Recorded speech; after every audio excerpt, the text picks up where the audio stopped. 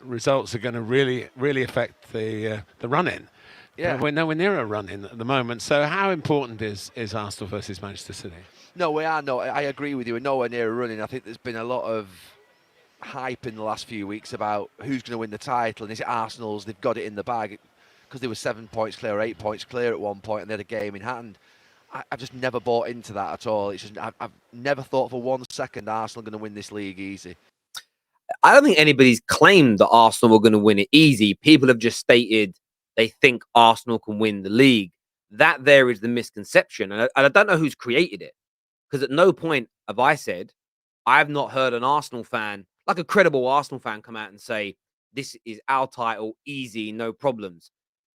That's the strange bit to me. Predicting Arsenal to win the league isn't just, it's going to be easy. It's just not going to happen, that, in my opinion. I don't think they'll win the league, but I don't think if they're going to win it, which they could, that they're going to win it easy. I think it'll be That's big of him. real struggle. Very rarely do you win your first title and it's like a stroll in the park. It may have happened, and I have to look back, but it just doesn't feel like that happens very often. It's usually a sort of something that's really sort of a titanic battle towards the end. I just know that I'm thinking of it from a point of view of a champion 4 times in the last 5 years, from City's point of view, because we're here in this stadium. And I'm hearing what Sir Alex Ferguson would say all those years ago. I'm not sure Pep Guardiola's wired in the same way, but he would be getting right into us after this game now in the dressing room. He'd be getting right into us in the next 24, 48 hours. He'd be on to us, and he'd be saying, this is it. You go there on Wednesday, you win the league. You go there on Wednesday. He'd be saying things like that to us. You win the league on Wednesday. Not that we would, and not that City will if they win on Wednesday and they go top of the league momentarily, because Arsenal have got a game in hand. But it's that mentality of sort of, if you like, connecting to us. And I agree with everything Gary Neville has said there. It kind of flies in the face a little bit of, you can't win the league now, we're nowhere near a running. But at the same time, Fergie would build a game like this, in this scenario, in this magnitude of go and beat Arsenal at the Emirates after coming from being 5-6 points behind. And this will be the platform. This will galvanize us. This will give us the oomph needed to go and win the league. And I don't disagree. I think that if Man City win this, their chances of winning the league, not just mathematically, but I think literally improve. Confidence, another dent in Arsenal, 3 Premier League games without defeat, 4 games in all comps without a win. That's going to be damaging for them. But the same could be said for Arsenal. And we're not really hearing that narrative as of yet. There seems to be a licking of the wounds from some people. Or there seems to be a, see, we told you this would happen. Arsenal are going to lose. City will be galvanized. And it will probably be what they need to go on and win the league. It's too much of a... It could happen. Of course it could. Before any of you clip me up and say Terry said they wouldn't win. It could happen. But it's a very, very, very big prerequisite.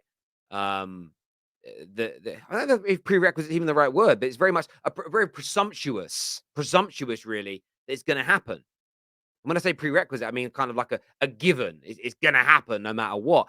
And I think that's kind of wrong. I think Gary Neville's right in that this is going to be a massive game Wednesday for both teams. But he kind of goes on to say that Arsenal won't win the league if they win the match, but then they'll lose to Chelsea. City will win the league if they do. I think this will be massive for the mentality of both teams. But there has been some licking of wounds recently. Take a listen here to Martin Keown. I want your thoughts and I want your feelings, by the way. Leave your comments below. Scan that QR code on the screen as well for me, please. Really important that you do that. Let's take a listen here to Martin Keown.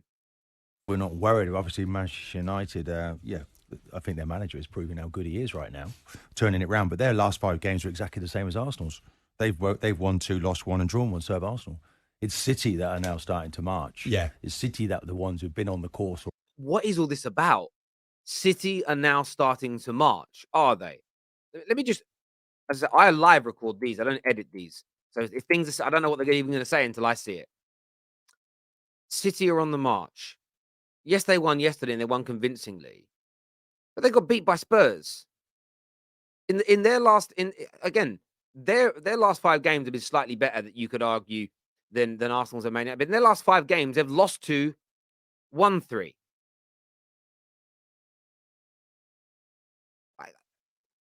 When you say City are on the march, what does that even mean?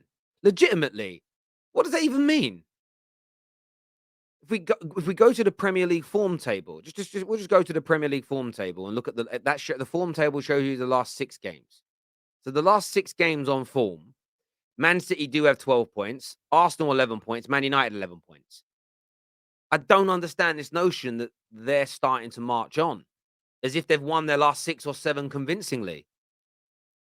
They haven't. They haven't. Already.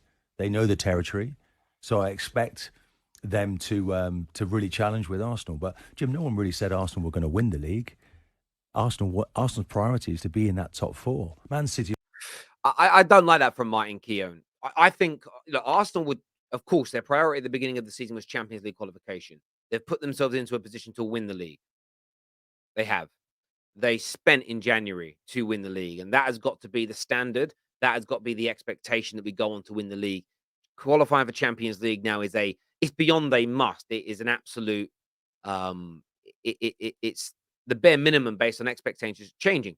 Same as me with Man United. I was like, if we get top 8, top 7, I'm going to be, especially after our first 2 games, I'll be happy.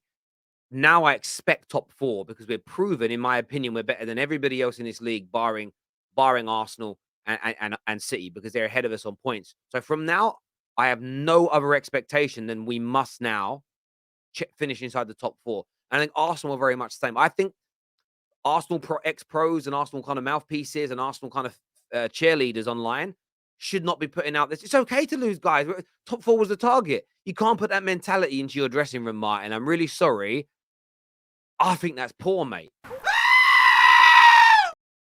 Make sure you're hitting the like and the share button here. Let's listen to some more Arsenal side of things. We're talking to Chelsea on this show as well today. Scan that QR code for the TikTok account as well. Let's take a listen here to what a caller had to say about VAR. North bank end of the ground in the east stand lower, and I could practically see from the other end of the ground that he was offside. I mean, I just think it's disgraceful. This isn't the first weekend this has happened. This has happened multiple weekends now, and they're significant decisions that are costing teams points. Like, how big an impact is this going to have on our title race? Yeah. And, I mean, it took 3 minutes to make that decision. 3 minutes, right?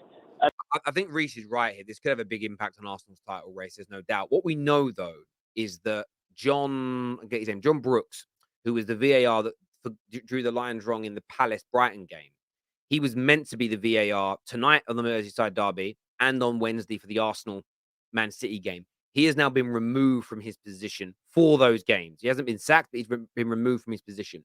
More needs to happen, and what's been quite nice about this, I've seen football fans, to a degree, come together on this, and that's what's needed here. The banter has got to stop when it comes to bad decisions going against your rivals, because all you end up doing is guaranteeing a bad decision coming up against you. But Arsenal fans have got to wipe their mouths and move on, put pressure on their team, support their team, but put pressure upon their team to win now. They've got to get out of the victim mentality mindset, because in Premier League history, in title races, the victims, and by the way, you can ask Rafa Benitez, you can ask Kevin Keegan, the victims always come second best in the end. They really, really do. Let's take a look at what Troopz had to say. This is more encouraging, I believe. Eddie now, yeah? So all the Eddie supporters in Eddie Defence League, go back in your blood clot yard, yeah? Okay, I'm talking the realest now, yeah? With Jesus in the team, it benefits Martinelli because he's not an out-and-out striker. He'll go right, he'll go left, he'll come into the 9, false 9, he'll go into the 10, he'll drift around. Eddie's just there in the centre. Black Francis Jeffers, he's just there, bro. I love this guy. I love this guy. He's not going to drift nowhere, blood. Do you understand? He don't have that in his game. You get me? So Martinelli is suffering from that now. Martinelli, what should Arsenal fans do with him? I'm hearing some online say Kieran Tierney's got to come back into the team to create the width, take out Zinchenko. Is it Trossard that needs to come in to create the width to do something a little different?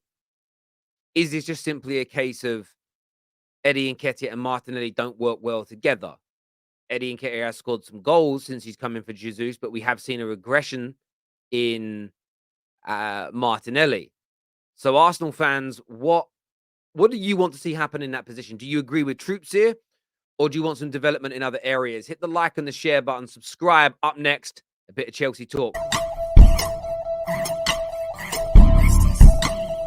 We were completely dominant for 25 minutes. And all of the new signings that started, I think there were 5 new signings in the team. They all played very well. So on one level, things are going okay. But you can't simply write off a season in order to in order to prepare for a new season. Like you're effectively saying, give it a bit of time. Next season you'll be great. This season is relevant. This season counts, and we need points on the board now. So after that first half, we played very well in the first half. We dominated away. I get what Rory's saying here, but they're out of the cup competitions. They cannot make the top 4, in my opinion. Maybe if they won these first 2 games after the if they beat West Ham, if they beat Fulham, had those 4 extra points, there'd be an outside chance. I just don't think they will make it. Very unlikely. So, of course, I think now is the time to experiment. Test who really wants to be here. Test who's good enough. I don't know. What else are they playing for? From home in an intense derby. Chelsea going away to West Ham, East London versus West London. It matters. It's passionate. It's aggressive. And it's not easy. Regardless of West Ham's form, it's not easy. So we went there and we dictated. That was in the first half, and the new signings did well. But after that, it doesn't matter anymore. It's not about that. We had all that in the bank. Now go and win the game. And that is what Chelsea needed to do. And Graham Potter at half-time needed to find a way. That was his responsibility. What he needed to do at half-time when the score was 1-0, and Chelsea were very unlucky to be at 1-0. Remember, Chelsea had the ball in the back of the net on 3 different occasions, all rightly ruled out for offside. But still, we couldn't find a way. We didn't have any answers. And ultimately, in the end, West Ham also had the ball in the back of the net, and they could have won it if Declan Rice had timed his run slightly slower. So I don't really agree with you. It's all very well going. It takes time. I want to see an impact immediately. I don't think it always does take time. I'm a big fan of Rory. Big fan of what he's doing. His career is just skyrocketing, and fair play to him. But I think he's wrong in this instance. I think too many Chelsea fans are stuck in the past. I think too many Chelsea fans are stuck in this world of, well, we used to get an instant impact from managers. If not, they were dismissed. We used to just always bounce back quickly. I've been preaching this for so long now to football fans in general. Football has changed. It's developed. Medium to long-term plans are needed. Short-term fixes do not work anymore because everybody's kind of caught the Chelseas of this world up financially because of the new TV deals and everything else. You can't just go and buy your way out of trouble. The majority of players Chelsea are buying are young. They're raw. They need developing. It's going to take time to create a team. And today, David Ornstein has spoke on this. They are giving Graham Potter time, and I think that time is needed. I think that time is going to yield good results in the end. And I don't think it's going to take years. I think by next season, you're going to see a very strong Chelsea, a team that will definitely challenge for the top 4. I think Chelsea fans have just got to accept that the remainder of this season is going to be very up, very down. And they've got to learn to look at their club in a different way because Roman simply isn't here anymore. Viewers, listen, do me a big favor and smash the like and the share button. Subscribe to the Football Terrace. I want your views and I want your opinions. Until next time, take care. Goodbye. God bless. Scan that QR code. Come follow me on my TikTok and we'll see you all soon.